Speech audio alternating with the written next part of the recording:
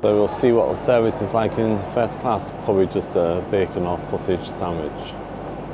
And hot drinks and cold drinks. Just waiting here for the doors to open on the hull train service to London St Pancras.